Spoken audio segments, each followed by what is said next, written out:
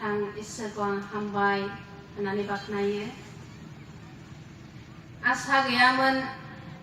दिनैनि बे गोबाव दिननि सिगां सुजुजाखानानै दोननाय बे प्रग्रामखौ मोनगोन होननानै। आरो आं नैथियाव हामबाय होननो सानबावदों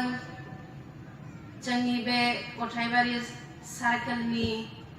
सिङाव थानाय जेसेबांनाखि कनफारेन्स कमिटि आरो चार्च लिडार्सफोर आरो बेजों लोगोसे गोबां इन्टेलेक्चुएल मानसिफोरखौ आङो बेयाव नुनो मोनबाय। आरो आंनि हामबाय होननायखौ आङो दोननो सानदों कयार टीम बिथांमोननिसिम। आरो आंबो हामबाय होननानै बुंनो सानबावदों जाय डेलिगेट्स नोंथांमोन गोबां नारा-नाथानि गेजेरजों सफैदों जानांगौ। सोरनावबा थोजासे रां गैयामोन, सोरबाबा न'खरनि न'फांजों एसे जालायनानै फैनांबाय, फिसा-फिसौफोरखौ खामानिफोरखौ गारबोनांबाय। नोंथांमोननिसिमबो जोबनो गैयै साबायखर। आरो आं बांसिनै हामबाय होननो सानबावो जाय बिथांमोननि गोसो गोरबोआव थानानै आं अजगथा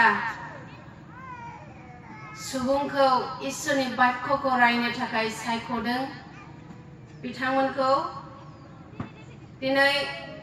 नोंथांमोननि कनफारेन्सआवहाय आङो फैनो थाखाय इनायनो गोसोआव रंजानायखौ लानानै आं नेगासिनो दंमोन। नाथाय बेनि गेजेराव सैताना बे प्रभुनि बाक्यखौ सोरनिबा जिबनाव लुखांजानांगौखौ बन्द खालामनो थाखाय माखासे हेंथाखौ लाबोदोंमोन। नाथाय बेफोर गासैखौबो आङो गांनैनि तिमथि 4:2 गोसोखांनानै आङो साहस खालामदों जे सीजन आउट अफ सीजन दं प्रभुनि बोसोनखौ रायनो थाखाय सम जाब्लाबो जायाब्लाबो एनी सिचुएशन जिखुनु अबस्थायाव था मानो जोङो नाजानांगौ। बे बिषयखौ लानानै आङो दिनै मैयानि समाव आं सफैनो हायाखैब्लाबो ख्रिस्ट'जों अनजाग्रा कनफारेन्स कमिटिनिसिम आङो निमाहा बियो। मानो होननानै बुङोब्ला आंनि 3 बोसोरनि फिसाजो बियो थांनाय मंगलबारावहाय नुवा नुस्लाबा हथादैहाय साइकेलावहाय आथिङा हाबनानै जोबोद गेदेरै बौदों। आंनि बे फिसाजोखौहाय जोङो हस्पिटालावहाय कचबिहाराव लांनानै अपारेशन खालामबाय। दिनैबो बिफाया लानानै थांबाय। आंखौ गोबाना गाबदोंमोन मामि नोंबो थौ होननानै।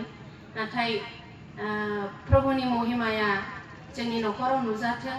सौसिनो गोनां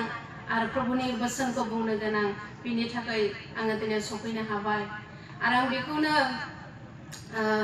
आंनि सिनायथिखौ आं सुंद'यै होनो सानबाय। आंनि अरिजिनेल गामिया जाहैबाय सुरिबारि। आंनि बिफानि मुंखौ लेट रिसाय नार्जारि होननानै बुङो आरो आइनि मुङा गौरी। आरो जोङो बिब' बिनानाव 7, बिदा सासे फंबाय सासे। आरो आङो दायो 7 गथ'नि बिमा। सासेया क्लास 4आव, सासेया क्लास 3 आरो सासेया बे साइकेलाव हाबजानाय आफिया। बिथाङा 10 बोसोर। आरो आङो दायो बे मासनिनो 22 तारिखआवहाय 1 बोसोर कमप्लिट जागोन। बे फिसाखौ आं गारबोनानै फैदों। आरो इसोरनि अननायजों जोङो बरमजरा गामियाव इसोरनि दैदेननायजों गोरलैसे गोरलै इंलिश मिडियाम खुलिनानै दङ। बेयाव जोङो गोबां बिबान एबा गोबां इसोरनि थाखाय फेंखाफोर गालांनो थाखाय जोङो बे स्कुलखौ खुलिनाय जादों। संसारनि बिद्दाजों लोगोसे आत्मिक जिबनाव बिथांमोनखौ थाम-थिम खालामलांनो थाखाय जोङो बेयाव गसंनानै दं। बेयो आंनि सुंद' सिनायथि जाहैबाय। आरो आंनि मुंखौ नोंथांमोना नुखाबायबो। आंनि मुङा जाहैबाय सहिता नार्जारि। आरो आङो बेयाव गोदान गोदान मोखांल' नुनो मोनाखै। आंनि सिनायनाय माखासे पास्टर इन्टेलेक्चुएल मानसिफोरखौ नुनो मोनदों। आरो बेयाव आङो नुनो मोनदों आङो नोंथांमोननिनो दैदेनगिरि जे आबौ इसरनिनो आङो फिसौ जायो दा आंनि सिनायथिखौ आं एसेखिनियावनो दोनथ'नो हास्थायबाय दानो जोङो जोंनि टिमाव थांनि बे गिदिर बाइबेलावहाय जोङो फरायब्ला गोजोननायखौ होसोनायनि बाथ्राखौ जोङो नुनो मोनदों नाथाय आं नैबे ट्रेन्सलेसनाव थांगोन बे बाइबेल फिसायाव बेयाव जोबोद शुद्ध भाबै लिरनाय जादों जोङो बेखौ फरायनानै दोनथ'नि आरो जोङो प्रभुनावहाय जों सहाय बिगोन बेयाव बुंदों इब्रायनि 12:14 पद इब्रायनि 12 बालाब 14 सारिखौ जों नायनि साफ्रोमजोंबो गोरोबज्लायनानै था आरो गोथार जानो नाजादो मानोना गोथार जायाब्ला रावबो फोरबोखौ नुनाय नङा आं खनसे फरायबावनि साफ्रोमजोंबो गोरोबज्लायनानै था आरो गोथार जानो नाजादो मानोना गोथार जायाब्ला रावबो फोरबोखौ नुनाय नङा बे प्रभुनि गोथार बाथ्राखौ बुजिनो थाखाय जोङो बे बिफा इसोरनिफ्राय जोङो सहाय बिनि जों बयबो खर गंलायनानै आत्मिक जोङो नेनानै थानि जाहाथे इसोरा जोंजों रायज्लायो जेहोवा अनसुला गोथार इसोर प्रभु नोंखौ बे समाव जिउजों जोबनो गैयै हामबाय आरो हामबाय होनना बाख्नायदों नोंनि मुङा गौरब जाथों गोजौआव दिखो जाथों आरो बयबो नोंखौ बाख्नायथों हालेलुया इसोर प्रभु नोंखौ बे समाव हामबाय होननायजों जोङो बेयाव जथुमदों आरो प्रभु जिसु जों नोंनियाव नेनानै थादों प्रभु नोङो गिबिनिफ्रायनो रायज्लायग्रा इसोरखाय जोंनो नोंनि आवाजखौ नांगौ जोंनि जिबनाव मानजि जानायखौ नांगौ जोंनि जिबनाव आफाद थुलुंगानायखौ नांगौ प्रभु नोङो नोंनि बोसोनजों जोंखौ बानजायदो जे नोंनि बोसोना जोंनि गेजेराव फैबाय इब्रियनि 12 बालाब 14 सारि आफा गोरोबज्लायनानै थानायनि सोमोन्दै हे जेहोवा इसोर आङो मुंबो नङा आङो नोंनि खुगा जानानैल' गोसो जानानैल' आङो बेयाव गसंदों नोङो आंखौ मोनसे आगजु बादि बाहायदो आरो गोथार जिउ आं नोंखौ दानो बे समाव हांख्रायदों जोंनि बे थाम्बुआव जेसेबांनाखि जुथुमनानै नोंखौ नेनानै दं आरो थाम्बुनि बायह्रायाव जेसेबांनाखि गावबागाव डिउटिफोरखौ लानानै मावनानै बेयाव प्रभु नोंनि रायजोनि थाखाय गावखौ गथायफैदों साफ्रोमजोंबो आफा नोंनि उपस्थितिया थाथों आरो नोङो जोंजों रायज्लायदो आरो नोङो जोंखौ बानजायदो सोरनिबा दुखु दङब्ला नोङो बे दुखुखौ नोङो बेबादिनो आफा बायफ्लेनाय जिबनफोरखौ नोङो खाथबनानै होदो हे इसोर प्रभु जाय जेखि कन्डिशनाव बे स्थानाव फैयाखै मानो नोंनि बोसोनजों आफा नोङो गोजोनै थोनहर प्रभु गोबांखौ गोसोआव लाजोबनो हायाब्लाबो मोनसे बिषयखौ लानानै आफा दुखां जानायखौ मोननाय बायदि प्रभु नोङो जों साफ्रोमखौबो बोर दान खालामदो बे प्रार्थनाखौ त्राणकर्ता प्रभु जिसु ख्रीष्टनि मुङाव बिबाय आमेन इसोरखौ आं हामबाय होनो गोबां नारा नाथानि गेजेरजों आंखौ बेयाव लाबोनायनि थाखाय दङमोन मंगलबार मोनाबिलिनिफ्राय लानानै रबिबारसिमाव बिसाखौ गोबाथुम गाबनाय आरो दुखु जानाय नाथाय आंनि बे बिषयखौ आङो मुंबो होननानै सानबावाखै मानोना बुङोब्ला आं मोनसे टेस्टिमनिखौ गोसोखांदों मिजोरामाव सासे जोबोद गिदिर इसोरनि दास एभान्जेलिस्ट दंमोन बिथाङा बेबादिनो इसोरनि बोसोनखौ बुंहैनो मोनसे कनफारेन्सआव हांख्राय जानानै दङमोन आंनि बादि सेम कन्डिशन बे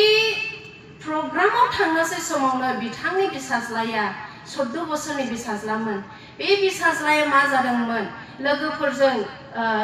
बेबादिनो बुलायनायाव लोगोफ्रा मोनसे देगार दाबाजों मेगनाव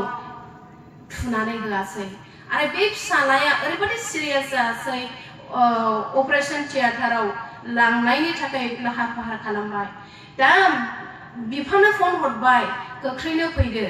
दानिया बिफायाबो बे प्रग्रामखौ नागारनो हाया बिफाया खुनुरुखुम हस्पिटालसिम फैबाय फैनानै बिसानि कन्डिशनखौ नायबाय आरो बुंबाय नार्सफ्रा डक्टरफ्रा बेखौ मुंबो आसा गैलिया आरो जास्ट आधा घन्टाल' सम होबाय आधा घन्टानि गेजेराव बिनि लाइफआ थांनो हासिगौ होननानै बिनि सिगां बिनि फिसाज्लाया गोबायै गाबदों बाबा नों कनफारेन्सखौ केन्सेल खालामदो बाबा नों दा थांसै हिनजावाबो बुंबाय नोंनि अनजाग्रा फिसालाखौ नोङो माब्रै नायनानै थांनो हाबावगोन नोङो दा थांसै इसोरनि हाबा मावनांगौ समफ्रा गोबां दङ थैयागौ माने जों मावबाय थागोन नाथाय बे बाराव दा थांसै होननानै फिसाला आरो बिमाया गाबै खावलायबाय नाथाय बे बिफाया गावनि मोदैखौ फसरनानैब्लाबो बुंबाय आंनि फिसालाखौ जायहा जिउ होदों जायहा हां होदों बे हां होग्रा इसोरानो आंनि बे फिसालाखौ फाहामगोन आरो जुदि बे इसोरा फाहामाब्लाबो बियो गावनिनो हरनाय आरो गावनो लांथों थेवबो आङो बे इसोरनि बक्ता हैनांगौखौ आङो केन्सेल खालामनो हाया होननानै बिथाङा जेब्ला नागारनानै थाङो बयबो नार्सफ्राबो सोमोनांजोब्बाय आरो फिसाज्लाफ्राबो हिनजावाबो गाबनानै दुखु मोनबाय नाथाय जेब्ला बिथाङा मेसेजखौ होबाय थायो बे समाव अपारेशना साक्सेस जाबाय बियो थैनाय नंलिया बिनि जिउआ रक्षा जाबाय होनना कल सहैबाय इसोरा बाख्नाय जाथों जोंनि इसोरा महान इसोर मावनो हायै मुंबो गैया लुकनि 1:37 बे बाथ्राखौ जों मोननो हायो बेनिखायनो ख्रिस्ट'जों अनजाग्राफोर आंबो दिनै साहस खालामनानै गोहो खालामनानै आं बे जायगायाव नुजाफैनो हाबाय बेनि थाखाय आं इसोरखौ हामबाय होनो दानो ख्रिस्ट'जों अनजाग्राफोर जोंनि टिमाव होजानाय बायदि बयजोंबो साफ्रोमजोंबो गोरोबज्लायनानै था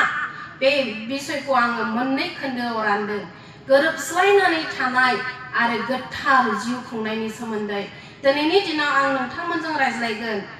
गोरोबज्लायनानै थानायनि सोमोन्दै साफ्रोमजोंबो गोरोबज्लायनानै जों माबोरै थानो हागौ ख्रिस्ट'जों अनजाग्राफोर बर'दिननि समा जोबनानै थांबाय ख्रिस्टमास जिसुनि जोनोम सान बेयाव जों गोबां रंजाबाय मोसाबाय आरो बे दिनाव जोङो ओरैबादि गोजोननाय मोनो बिसेसकै आं ओरैबादि गोजोननाय मोनो जोंनि बे आसाम जायगायावहाय जोङो बिदेशआव थानानै फैबाय आसामनि बे ख्रिस्टमास सिजन टाइमाव ओरैबादि गोसोखाङो लाफा मैगं खदै गलाय हरो आलु गोरलै दुन्दिया गोरलै मोदोमनाय मैगं गोरलै माइरं गोरलै आरो बे समा खामानि जोबस्रांनाय सम जोंनि बे जायगायाव ख्रिस्टमास मानिनायखौ आङो ओरैबादि मोजां मोनो मानोना बुङोब्ला बे बोथोरा गासैनिफ्रायबो मोनसे बिश्राम मोननाय बायदि आरो गोरलै गोदान बेबादि जानाय लोंनायजों जों फोरबोखौ बाख्नायनो हायो बेबादिनो गोदान जानायखौ जोङो जाबोबाय लोंबोबाय रंजाबोबाय दिनैबो गोदान बोसोर जानुवारिसिमखौ जोङो हेपि निउ इयार्स होननानै जोङो मानियो दिनै बे जानुवारिया जास्ट दिनैहाय बेबादिनो 16 थारिखआवहाय हाबदों दिनै जोंबो गोदान बोसोर होननानै जों नाजावनो हायो ख्रिस्ट'जों अनजाग्राफोर दिनै मानसिफ्रा निउ इयारखौ गोदान बोसोरखौ पिकनिक जानायफोरजों मस्ती खालामनायफोरजों सुरुवात खालामदों पिकनिकआव फुर्ति खालामनानै निउ इयारनि होननानै रंजाहैदों ख्रिस्ट'जों अनजाग्राफोर बर'दिनाव जोङो जानांगौखौ थोजासे जाबाय जोङो रंजाबाय आरो दिनै गोदान बोसोरनि थाखाय पिकनिकआव रंजानानै सुरुवात खालामबाय जानो हागौ नोंथांमोननि गेजेराव सोरबाफोर आरजजों गोदान डिसिसन लानानै बे गोदान इयारखौहाय गोदान डिसिसन लानानै सुरुवात खालामबाय नोंथांमोनखौ इसोरा हेफाजाब खालामदों सोरबा बुङो गोदान बोसोराव गोदान डिसिसन लाब्लाबो जाफुंहोनो हाया फैमान जाबाय थायो ओरैनो प्रतिज्ञाल' लानाय जायो बिनिखायनो लायैआनो स्रा नाथाय सासे स्पिकारखौ आङो बुंनाय खोनादों जेब्ला आं बाइबेल कलेजाव दंमोन जाययानो गोदान डिसिसनखौ लानो गिनानै डिसिसन लानाय नङा बियो अलरेडि डिफिटेड होनदों बियो अलरेडि जेनखाबाय साननाय लोगो लोगोनो जेनखाबाय नाथाय मुंबो रं नङा गोदान डिसिसन लानायनि थाखाय ख्रिस्ट'जों अनजाग्राफोर दिनै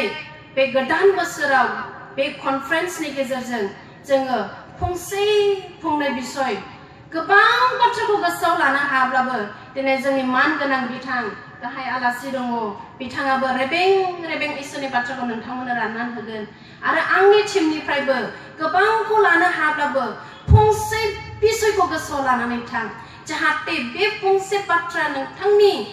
जीवन जात्रायावहाय गोबां थुलुंगानायखौ होनो हानाय बायदि गोदान बोसोराव मिजोराम आरो बाइबेल कलेजावहाय आङो नुनो मोनबोदों 31st नाइटआव 31 तारिख मोनाबिलियाव मोनसे फायार नाइट होनो माने अर आसुन्दा गिदिर बन मुराफोरखौ ज' खालामनानै मा खालामोमोन राउन्ड जिरायनानैहाय बेयावहाय प्रेजेन्ट वर्शिप खालामो बेजों लोगोसे व्यक्तिगत गाबागाव मोनसे स्लिप फिसायाव लिरनानै बेयाव अराव सावो बे स्लिपआव लिरनाया जाहैबाय आंनि जिबनाव मा खमि दं आङो रागसखा ना आङो थांखु जाग्रा ना बिरि सोबग्रा जिखुनु जायनि जिबनाव मा दुर्बलता दं बेफोरखौहाय गोदान डिसिसन लानो थाखाय लेखा फिसायाव लिरनानै अराव सावनानै बिथांजों आरो प्रभुजों मोनसे प्रतिज्ञा खालामो आं जोबोद मोजां मोनो बे बिषयखौ ख्रिस्ट'जों अनजाग्राफोर दिनै प्रभुनि बोसोनाव जों थांनि आं मोनसे मिनिथाव एबा साबधान जानायनि सोमोन्दै आं बुंनो हास्थायो डेलिगेट्स नोंथांमोना पेन्डेल सिङाव दङ इसोरनि बोसोनखौ खोनासंनो आं मोनसे सेमिनाराव थांदोंमोन बे सेमिनारावहाय सासे महिला बिमानि खाथियाव आं जिरायदोंमोन आरो स्पिकारा ओरैबायदि मोजां इसोरनि बोसोनखौ होगासिनो दंमोन नाथाय बे महिला बिमाया स्पिकारनिसिम खनसेबो नाहरनो सम गैया बिथाङा ओरैबायदि बेस्थ'मोन आं बेन्च मोनसे जिरायदोंमोन बिथाङा ओरैबायदि बेस्थ'मोन दखनानि आगर एरख'यैनो बख'जोबनानै इसोरनि बोसोन होनाय जोबनायसिमाव बिथाङा आगर गरथाम दखनानि बख'जोबदों आरो जेब्ला स्पिकारा बुङो आङो प्रथमबार बेबादि आलासि हांख्रायजादों आंनि मेसेजआ माबादि जाखो गोरोन्थिफोर बुंफ्लांबायब्ला आंखौ निमाहा खालामदों होननानै बिथाङा बुंदों बे समावहाय बिथाङानो प्रथम बुंहरग्रोबाय बिराद मोजां जादों नोंथांनि खोन्थानाया ओरैबादि मोजां जादों बे समाव आङो सोमोनांदों खनसेबो स्पिकारनि मोखांखौनो नायहरनानै बिथाङा खोनासङाखै नाथाय बिथाङा ओरैबादि साहसै बुंहरबाय बेनिखायनो बेबादिया दाजाथों ख्रिस्ट'जों अनजाग्राफोर आङो नोंथांमोननिफ्राय बे बेलायाव आं लुबैदों मोनथाम जिनिस बे जाहैबाय नोंथांनि गोसो नोंथांनि मेगन आरो नोंथांनि खोमा बे मोनथाम जिनिसखौ नोंथाङा होयोब्ला प्रभुआ निस्सय नोंजों रायज्लायगोन आरो ओरैबादिबो जायो गोबां मानसिफ्रा प्रभुनि बोसोनखौ खोनासङोब्ला गावनि जिबननि थाखाय खोनासङा गुबुननि थाखाय खोनासङो स्पिकारफ्रा जेब्ला खोन्थागिरिफ्रा जेब्ला खोन्थालाङो उमुगासो बिदिनोखा उमुगनि थाखाय बे मेसेजआ मेलायथारदों नाथाय आंनि थाखाय नङा बेबादि सानो बेबादिया दाजाथों जोङो दानो थांदिनि प्रभुनि बोसोनाव जेथिमा बुंदों साफ्रोमजोंबो गोरोबज्लायनानै था आरो गोथार जानो नाजादो आं बेखौ मोननै बिसयाव रानबाय जे से नाम्बाराव आङो बेखौनो बुंगोन साफ्रोमजोंबो गोरोबज्लायनानै थानांगौ ख्रिस्ट'जों अनजाग्राफोर दिनै इन्टेलेक्चुवेल पिपलफ्रा मानसिफ्रा निउसखौ फरायनानै निउसखौ नायनानै दिनै फिलिस्टाइनजों इजराइलजों गोरोबनाय गैयै USA आरो नर्थ करिया देशजों देश गोरोबनाय गैयैखौ नायनानै सिन्था लाखिदों बे देशफ्रा माब्लानि समाव गोरोबज्लायनायाव फैगोन माब्लानि समाव बे देशजों बै जाथिजों गोरोबज्लायनायाव फैगोन नाथाय ख्रिस्ट'जों अनजाग्राफोर बै देशनि गोरोबज्लायनायनि थाखाय जोंहा सिन्था खालामनानै जोङो मुंबो खालामनो हाया नाथाय बे गोरोबज्लायनायनि सोमोन्दै जोङो मोनसे बिसयखौ खालामनो हायो बे जाहैबाय नोंथांजों आंजों आरो इसोरजों गोरोबज्लायनायनि बिसयाव जोङो गोगोम जानो हायो बेयाव आङो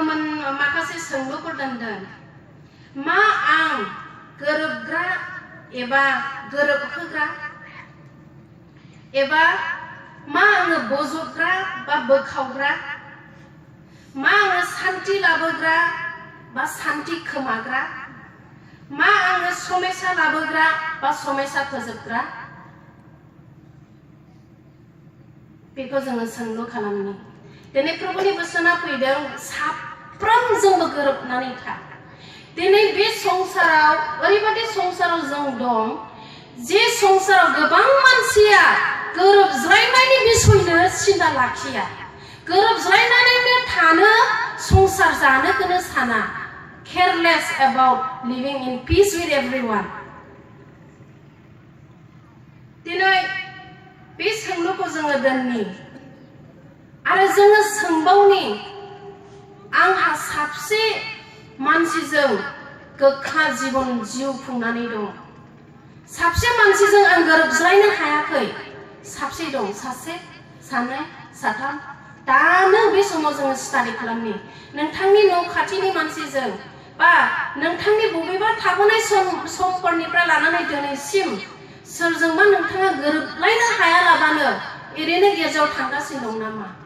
ओरैनो प्रार्थना बिगासिनो दं नामा ओरैनो उपवास लागासिनो दं नामा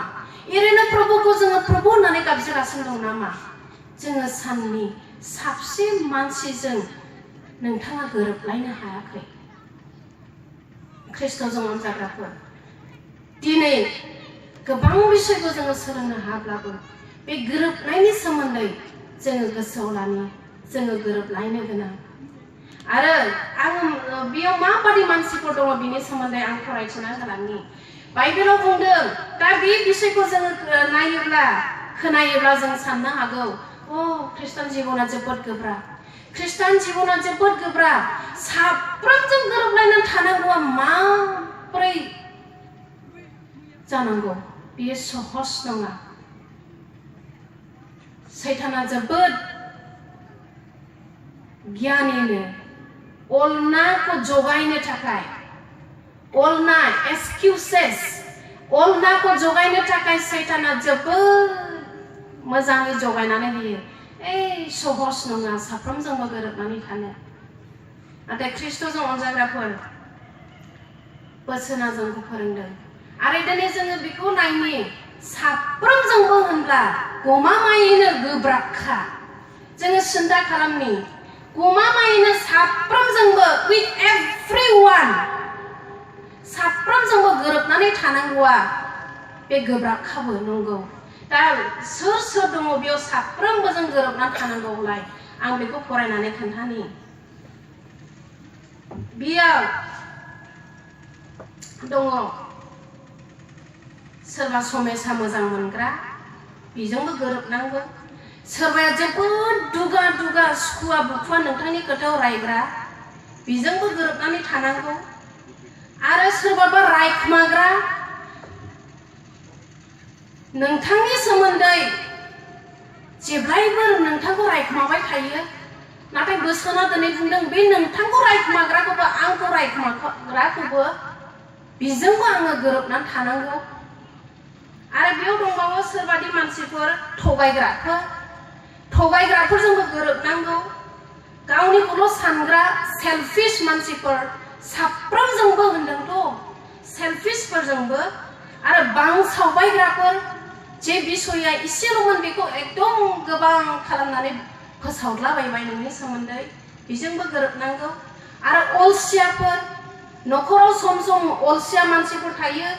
जानो हागौ अलसिया बिहामजो एबा अलसिया बिफा अलसिया बिमा नाथाय गोजोननायखौ होसोनांगौब्ला बे अलसिया जे नोंथांखौ इरिटेट खालामो रागा फोजोंबाय थायो बे मानसिजोंबो गोरोबनांगौ आरो बेयाव दंबावो खुगा गिलिर माबा मोनसे सोंब्लाबो बिहावफ्रा बिखुनजोफ्रा बा सोरबा बिसायफ्रा बा बिहामजोफ्रा जायखुनु जायआनो खुगा गिलिर बे मानसिजोंबो गोरोबनानै थानांगौ आं सासे बिहावखौ बुंनाय खोनादों बिथांजों आङो जोबोद नालिगुलि बिथाङा बिहामजोजों माब्लाबाबो आफा आफा होननानै गाबज्रि जाया ओरैबायदि खुगा गिलिर सानसेखालि बे बिहामजोआ बिहावखौ आफा ओंखामा जाफैद' होननानै गाबज्रिबाय। बे समाव बिहावा ओरैबादि खुसि जादों जाहैबाय, मोसाना बाज्ल'नायसोमोन जाहैबाय। बिथाङा आंनो बेबादि खोन्थादों। बेनि सोमोन्दै आङो गोबां सोलोंनो मोनदों। दा बिथाङासो मिथिगौमोन बेसे गोबाव बिथाङा सयज' धैर्य लाबोदोंमोन बे बिहामजो फिसानि खुगा गिलिरनि गेजेरजों। आरो बेयाव दंबावो दुश्मनफोर, सुथुरफोर बाइबेलावबो जोबोद गोरायै फोरोंदों। गोदोनि समाव मसेनि आयेन बादिब्ला हाथाइनि हाथाइ, मेगननि मेगन। नाथाय दा दुश्मनफोरजोंबो सुथुरफोरजोंबो गोरोबनानै थानांगौ, बेसे गोब्राब। आरो बेयाव दंबावो रांखिनिफोर, जायफ्रा माब्लाबा मेंनाय गैया, खुगानिफ्राय खदै गजोबलायनाय, फेंना गलायनाय नांलायनो हाग्रा मानसिफोरबो दङ, बिसोरजोंबो गोरोबनांगौ। आरो बेयाव दंबावो हाजिग्रावग्राफोर, दायरा दायरिफोर, एसे बुंब्लानो बोराबनाय, बुंजानो हाया, एसे बुंब्लानो गोसोआव दुखु मोनो। जानो हागौ बे न'खरनि गेजेरावबो, जानो हागौ मण्डलीनि गेजेरावबो। आरो बेयाव दंबावो अहंकारिफोर, दे जों न'खरखौ जौगाखांनायाव लाबोनो थाखाय बेबादि खालामनि, दे जों बेबादि माव, ओइ फिसा बेबादि माव, ओइ बाबु बेबादि माव, बेफोरबादि बुंनायाव अहंकारि। आरो बिहामजो फिसाखौथ' बुंनायावबो सोरबाफोर अहंकारि जानो हागौ। आरो बेयाव दंबावो नासयग्राफोर, मेगन गोसाफोर, नोंथांनि मोजांखौ नायनो हायिफोर, बिसोरजोंबो गोरोबनांगौ। आरो सिखावफोर, नोंथांनि मोजां बेसेन गोसा जिनिसखौबो खावनानै लांनाय मानसि, बिथांजोंबो गोरोबनांगौ। आरो निखावरिफोर, धोनिफोर बायदि बायदि। नोंथांमोननि माइनाव थांबाय थादों, सोर सोर मानसिफोर दं बे संसाराव। दिनै सन्देह गैया, दाउट गैया, जों बेफोरबादि मानसिजों संसार जाबोनाङाखै होननानै। दिनै दिन जोंनि संसार जात्रायानो मानसिखौ लानानै। आरो दिनै बेफोरबादिनिफ्राय जोङो बारग'नो हाया। ख्रिस्ट'जों अनजाग्राफोर, मा दिनै जोङो बेफोरखौ नुनानै गोब्राब मोनबाय? गमामायैनो सोरबा गिलिर मोनबाय। समनि गेजेरावहाय प्रभुनि बोसोनफोरखौ जोङो खोनायोब्ला गिलिरनिफ्राय गिलिर मोनो। नाथाय ख्रिस्ट'जों अनजाग्राफोर, फिलिपिनि 4:13 बुंदों, जोङो गासैखौबो मावनो हायो। दा ख्रिस्ट'जों अनजाग्राफोर, आङो बेयावहाय मोनसे बिसयखौ बुंग्रोनो हास्थायबाय, जे गोजोननाय एबा गोरोबज्लायनानै थानाय। दिनै माखासे एरियायाव जोंनि गोरोबज्लायनाया गोमानानै दङ। जोङो सिन्था दाखालामसै चाइनाजों इन्डियाजों, पेलेस्टाइनजों इजराइलजों गोरोबज्लायनो हायाखै, गोजोननाय गैया होननानै। दिनै जोंनि आगानसे एबा जोंनि बिखानि गेजेरावनो जे गोजोननाया अभाब जानानै दं, गोमानानै दं, जों बेखौ नायनि। आं नाम्बार 1आव लादों, जोंनि गोजोननायफ्रा बबेयावहाय गोमानानै दं, एबा जोंनि गोरोबज्लायनाया बबेयाव गोमानानै दं। बे जाहैबाय जोंनि न'खरफ्राव। जोंनि न'खरफ्राव दिनै गोजोननाया एबा गोरोबज्लायनाया गोमानानै दं। ख्रिस्ट'जों अनजाग्राफोर, बिसोरनि गेजेराव जोङो नायनि, बिहि बिसायनि गेजेराव गोजोननाया एबा गोरोबज्लायनाया गोमानानै दं। जेब्ला जोङो 2012आव मिज'रामनिफ्राय गसाइगावआव फैदों, बे समाव आंनि बिसाया जोबोद गौरब जायोमोन जोंनि बर' जातिफोरखौ लानानै, जे जोंनि बर' जातिफोरनि गेजेराव सारासारि डिभर्स जानाया एसेबां गोबां गैयामोन। आरो बिथाङा गावनि मानसिफोरनो खोन्थायोमोन, बर' जातिफ्रा ओरैबादि, बर' हिन्जावफ्रा ओरैबादि सैसोगोरा, बर' हिन्जावफ्रा ओरैबादि बिसायनि सिङाव गंनानै जाग्रा, बर' हिन्जावफ्रा ओरैबादि बुजायोब्लाबो नासयजायोब्लाबो बिसायफोरखौ नागारनानै थाङा होननानै। नाथाय दिनै जोङो नुनो मोनबाय, बिसायनि सिङाव गंनानै जानो थाखाय गोबां महिला बिमाफ्राबो गोब्राब मोनबाय। दङ माखासे मानसिफ्रा दासिमबो सैसोनानै नाथाय जे डिवोर्स रेटआ खममोन बेफोरखौ जोङो खोनायोमोन USA आमेरिका बादियाव सप्ता खनसेल' संसार जानाय मास मोननै मोनथाम बोसोर बेबादिनो जाथारबाय 5 बोसोर the highest rate of divorce जों आमेरिकायाव सारासारि जालायनाय नाथाय जोंनि गेजेरावबो दिनै जों बेफोरखौ नुनो मोनबाय ख्रिस्ट'जों अनजाग्राफोर दिनै जोंनि बिसाय आरो हिन्जावनि गेजेराव गोरोबलायनाय गैयैनि जुनै गोबां नागारलायनाया फैबाय गोबां बिसयफोरखौ नोंथांमोनाबो मिथिगौ जानो हागौ आं बिथांमोननि काहानिफोरखौ बुंनो थाङा अन्थाव बाथाव थांनाय हरावबो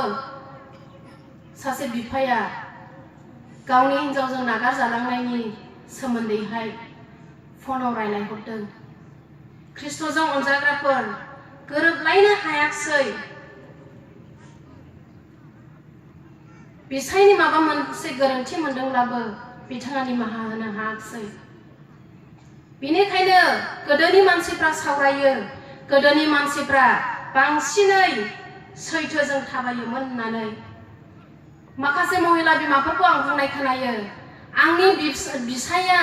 गान्दु सिग्लाबलायजासे बालिस सिग्लाबलायजासे आंखौ बुयोमोन थैफोरजों आंनि बिसनाफ्रा सिग्लाबजोबोमोन होमब्लाबो आङो नागाराखै थांनाय डिसेम्बरनि 22 तारिखआव सासे बिबायारिया फैदोंमोन बिथाङा बुंदों गावनि काहानिफोरखौ खोन्थादों ओरैबादि आङो इसोरनिफ्राय बे बिषयखौ आङो सोलोंनो मोनदों बे बिमानो जेब्ला आङो हरनांगौखौ हरखाङो आङो सोंदों माबोरै सोलिनानै दं मादै बे समाव बिथाङा बुंबाय इसोरा बेबादिनो खांगासिनो दं गावनि काहानिखौ खोन्थाजेनबाय हाबा जाखांनाय लोगो लोगोनो बिथांनि बिसाया मा जायासै फाग्ला जायोमोन फाग्ला जानानै हर गेजेर गेजेराव हाग्राबारियाव थांग्रामोननो दानिया हाबा जाखांनायनि उनाव बिसाफोर दङ 8 जन बिसाया हाग्रायाव गोमायो बिसा गोरलैखौ बानानै हर गेजेर मानि हाग्रा नागिरहैनाङो बेराफारसे जानाय गैया बेराफारसे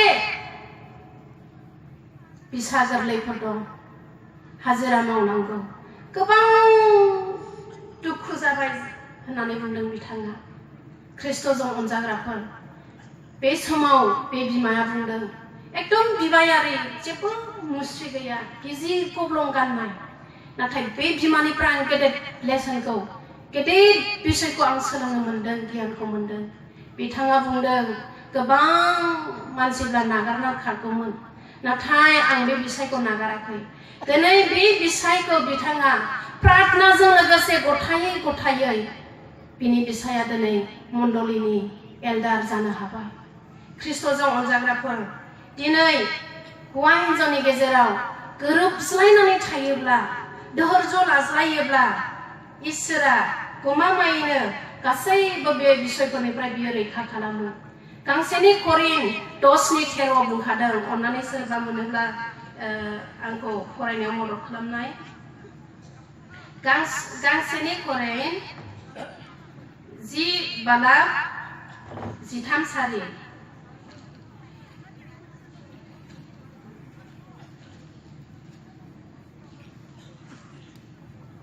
सोरबाफोर मोनबायब्ला अन्नानै फरायनानै हरनाय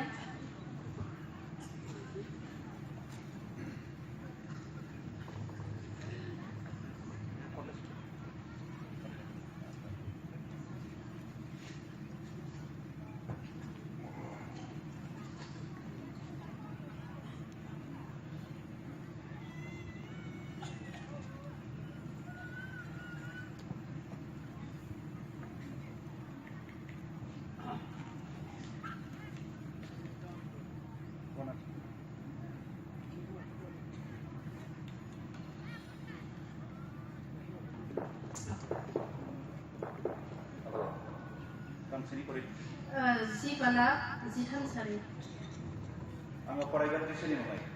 गुबुननियाव फैयै आरो सैनो हायै आनजादा आंनियाव फैया इसोरा गावनि समाय लानायखौ लाखियो नोंसोर सैनो हायै आनजादखौ बियो नोंसोरनियाव फैहोनाय नङा आनजादजों लोगोसे सैनो हानाय बोलो आरो खारग'नायनि राहाबो नोंसोरनो होगोन इसोरा बाख्नाय जाथों बेयाव बुंदों जानो हागौ माखासे बिमाफोर जायफ्रा बेयाव जिरायदों नोंथांनि जिबनाव थाबोनाय सानफोराव बेबादि नोंथाङा सैबोबाय आरो एट प्रेजेन्ट दाबो सोरबाफोर बेबादि कन्डिशनाव अबस्थायाव दं जानो हागौ बिसायजों गोरोबज्लायनो हायै जे बिसाया नोंथांजों गोरोबज्लायनो हायाखै गोबां सैनांनानै दं नोंथांखौ गोबां खस्थ' होबोगासिनो दं आरो सोरबा जानो हागौ बेफोरबादिखौ नोंथाङा दाबो मोनदांथ'वाखै बेफोरबादि बारहुंखाफ्रा नोंथांनि जिबनाव फैयाखै जानो हागौ फैनोबो हागौ बे बिषयखौ नोंथाङा गोसोआव ला जे नोंथां सैनो हायै बे खामानिफ्रा माब्लाबाबो नोंथांनियाव फैनाय नङा नाथाय जुदि बेफोरबादि सैनांनाया फैयोब्लाबो बिनिफ्राय बारग'नायनि बिनिफ्राय बे समस्यानिफ्राय ओंखारफिननायनि राहायाबो दंखायो ख्रिस्ट'जों अनजाग्राफोर बिहिया बिसायनि सिङाव गोरोबनानै थानो गोनां कलसियानि 3:18 बुंदों बेयाव मा बुंदों बिहिफ्रा जोङो बिसायनि सिङाव गंनो गोनां आरो बेयाव बुंबावदों एफेसुसनि 5:21 जोङो नायोब्ला नुगोन जों बिहिफ्रा माबादि गावनि बिसायनि सिङाव गंनानै थानो गोनां फै जों बिहिफ्रा जोंनि बिसायफोरखौ जोङो बिगोमा होननानै जों मानिनि जेरै साराया बिगोमा होननानै मानिदोंमोन ख्रिस्ट'जों अनजाग्राफोर आं मोनसे बिषयखौ बुंनो हास्थायदों जे बेखौ गांसेनि सामुएलनि 25 अध्यायाव जोङो नायोब्ला नुगोन बेयाव सासे आइजोनि समायना आखल आखुखौ जों नुनो मोनो गांसे सामुएलनि 25 अध्याय बेयाव जोङो आबिगाइलनि सोमोन्दै नुनो मोनो बे आबिगाइलआ ओरैबादि आइजोमोन जाय आइजोनि बिसाया दुष्टमोन नाबाल रावखौबो बियो जेबो खेर खालामामोन गाव जेखौ सानबाय बेखौ सानबाय जेखौ बुंनो गोसो जाबाय बेखौ बुंबाय आरो जेखौ मावनो गोसो जाबाय बेखौ मावबाय जेब्ला दाबिदा बेबादिनो हाग्रा बारियाव खारनानै दङमोन साउल राजानिफ्राय बे समाव दाबिदा बे नाबालनि बोरमा मेन्दाफोरखौ सिंह लख्रा सिखावफोरनिफ्राय बेंनानै लादोंमोन आरो जेब्ला नाबालखौहाय गावनि मेन्दाफोरनि खोमोनखौ सिनदों होननानै खोनादों भज खालामदों जाहोदों लोंहोदों होननानै खोनादों दाबिदा गावनि हानजाफोरखौ थिनहरदोंमोन जोंबो नोंनि मेन्दाफोरखौ नेदोंमोन जोंबो नोंनि मेन्दाफोरखौ मुंबो गाज्रि जाहोआखै अननानै नोंनि भजनि समाव जोंनोबो माखासे जानाय बक्सिसफोरखौ हरदो होननानै जेब्ला थान्दैफोर थिनहरो आरो थान्दैफ्रा नाबालनि सिगाङाव बुंहैयो बे समाव बुंबाय हाजिगदावनानै बुंबाय सोर दाबिद बेलाय आं सिनाया सोर दाबिद बेलाय बे गावनि हादरनिफ्राय गोदाव सोराव खारलाबायनानै थानांनाय बे दाबिदा बे बिषयखौ जेब्ला दाबिदनि थान्दैफ्रा खोन्थाहैफिनो दाबिदा इनायनो रागा जोंबाय इनायनो रागा जोंनानै गावनि हानजाफोरखौ लानानै जेब्ला नाबालखौ सिथारनो फैफिनो बे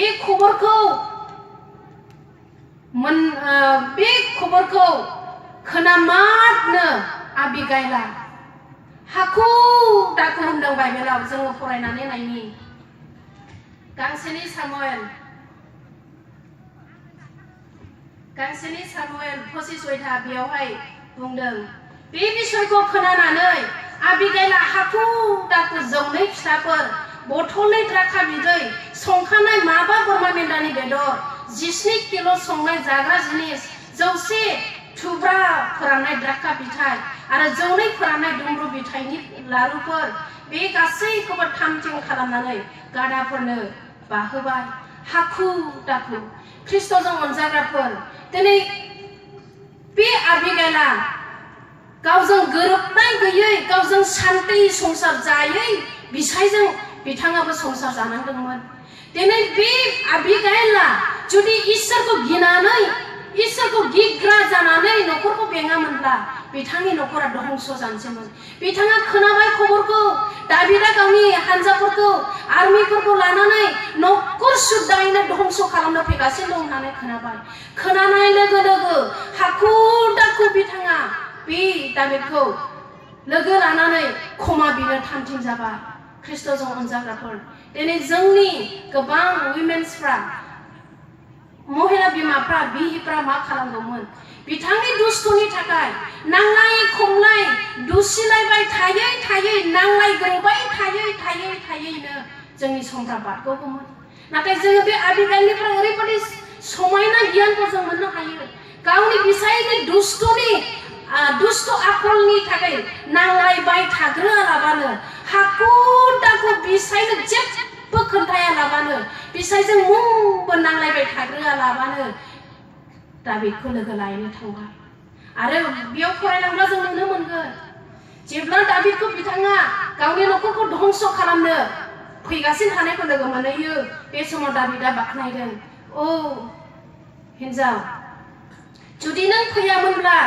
जोङो नोंनि न'खरखौ धंस खालामनो ओंखारबायमोन। ख्रिस्ट'जों अनजाग्राफोर, जानो हागौ नोंथांनि बिसाया गोरोबाखै, जानो हागौ नोंथांनि बिसाया माबादि बिहिजों गोरोबनानै थानांगौ बेनि सोमोन्दैबो सानस्लाबनो हायाखै। फै जों बयबो आबिगाइल बादि जानि, जोंनि न'फांफोरखौ जोङो बासायनि, जोंनि न'खरफोरखौ जोङो बासायनि। ख्रिस्ट'जों अनजाग्राफोर, आरो आं दिनै बिफाफोरनिसिमबो आङो बुंनो हास्थायो, जोंनि महिला आइजोफ्रा, जोंनि बर' आइजोफ्रा जोबोद सैसोनानै जाग्रा गोबाङानो। आङो जेब्ला मिज'रामाव दङमोन, गोबां मोजां मुं मोनदों बर' हिन्जावफ्रा बेबादि आलासि सिबिनायाव, आरो बेबादिनो बिसायनि सिङाव थाग्रा होननानै। दिनै गोबां महिला बिमाफ्रा बिसायफोरखौ हाजासे सेबा खालामो। दिनै आंनि न'खरा जेब्लायबो, जेब्ला आं माबा मोनसे गोथाव संनानै जाहोयो बा गाननाय जोमनायफोरखौ सुनानै होयो, बे समाव आंखौ सब समाय बुङो, थेंक इउ, हामबायसै। नाथाय आङो बेखौनो बुंनो सानदों, हौवा हिन्जावनि गेजेराव जों गोरोबलायनानै थायोब्ला माबादि समायना जायो। आरो हिन्जावफ्रा लोरबांखाय बिसोरखौ गोरायै दाबाहाय होननानै गांसेनि पितर 3नि 7आव जोङो नायोब्ला नुयो। आरो बेयाव बुंबावदों, बिसायफोर, नोंसिनि बिहिया लोरबांखाय बिसोरखौ गोरायै दाबाहाय, नङाब्ला नोंसिनि आरज खालामनाया खोनासंजानाय नङा होनदों। दिनै बिफाफ्राबो अननानै सोलोंनाय, आरो जेब्ला बिहिफ्रा बिसायफोरनिफ्राय बाख्नाय जानायखौ मोनो, थेंक इउ जानायखौ मोनो, बे समाव जोंनि गोसोफ्रा आरोबाव थुलुंगानाय मोनो। आंथ' आंनि बिसायखौ ओरैबादि, जेब्ला आंनि बिसाया खुसि जायो माबा मोनसे मावनानै जाहोनायाव, बबेबा बुस्थुखौ आंनि बिसाया आं मावोब्ला गोजोनो, बे बिसयखौ आं माब्लाबाबो बावगारनो साना। हागौमानि जुदिও आंहा टाइम गैयाब्लाबो आं बिथांनि थाखाय टाइमखौ बख'नो हास्थायो। नोंथांमोननि गेजेराव सोर साबसेया गोथाव संनानै जाहोयोब्ला गावनि बिहिखौ हामबायसै होननानै बुङो? आं मिथिया। अननानै बिहिफोरनि आदर्शखौ नायनानै धन्यबाद होनाय, जोंनि गोसोआ ओरैबादि थुलुंगानाय मोनो, आरोबाव रासिन आदर्शखौ जोङो खालामनो गोसो जायो। नाथाय आदर्शमोन दामोन जोंनि बिहिफोरनि दायथ'आ गावनि बिसायफोरखौ बिगोमा होननानै जोङो गनायनानै लाखानांगौ आरो मानिखानांगौ। ख्रिस्ट'जों अनजाग्राफोर, दिनै आङो हौवा हिन्जावनि सोमोन्दै आं बेयाव बुंनानै फोजोबबाय। ख्रिस्ट'जों जुदि नोंथांनि जिबनाव रायज्लायजानायखौ मोनबायब्ला नोंथाङा गोसोआव लादो। आरो आं दानो 2 नाम्बाराव दोननो हास्थायदों, पेरेन्टस। बिनि सिगां बिहि बिसायनि गेजेराव माबादि गोरोबलायनाय थानांगौ बिनि सोमोन्दै आं मोनसे एसे बुंबावनायसै। बे जाहैबाय बिहि बिसायनि गेजेराव बोराबलायनाय। बाइबेलाव बुंदों, नोंसोरो बोराबब्लानो पाप दा खालाम, बुङाखै जे दा बोराबलाय। माने बाइबेलाव बुङाखै दा बोराबलाय आरो बियो रावबो सोरबा आखाइ थिखांनो हागोन नामा आं आंनि बिसायजों खनसेबो बोराबाखै होननानै सोरबा बुंनो हागोन नामा बिसाया आं आंनि बिहिजों खनसेबो बोराबाखै बयबो बोराबो इसोरा बेखौ मिथिगौ नाथाय बोराब्लानो जोङो पाप दा खालाम होननानै बाइबेला बुंदों दिनै सोरबा बिहिया जानो हागौ बिसायनि सायाव माबा मोनसे दुखु मोननानै सानथाम सानब्रै रायलायाखै सानखौनो दाहाथों होनदों नाथाय सानसे बारलांबाय साननै बारलांबाय मोजां रायलाया दिनै ख्रिस्ट'जों अनजाग्राफोर प्रभुनि बोसोनाबो जोंखौ बुंदों गोरोबनानै थानो मोनसे जायगायाव बिहि बिसाय बेबादिनो बोराबलायदोंमोन जादों दानिया बिसाया दिल्लीयाव थांनांगौ दिल्लीयाव थांनायनि सिगां ओरैबायदि जाबाय सानसे थांबाय साननै थांबाय सानथाम थांबाय हिनजावाबो रायलाया हौवाबो रायलाया हिनजावाबो गोरोबग्रोआ हौवायाबो गोरोबग्रोआ सानैबो मोनसे फिसा दालाङाव जेन'बा मानैबो सैमाया ओरैबो थाबायबोदों ओरैबो थाबायबोदों लामा हगारलाया जोबनायाव सानैबो ज्रुम गोलैनाय मानैबो थिग बेबादिनो बिथांमोनाबो साननै थांबाय सानथाम थांबाय हिनजावा बाजारसिम थांनो रोङा खरसा फिसाया लायनांगौ सिटिजोंसो रायलायलायो फिसा फिसा सिटि होलायनानै था माखौबा जा आलुबो गैया सामब्रामबो गैया मैगं जेबो गैया फिसाया सिटिखौ फरायबाय खरस गैया सिटि फिसाखौ फरायनानै मना गांसे लाना स्रि स्रि खरस लायनानै स्रि स्रि बेबो फिसा लेरफिननानै मैगं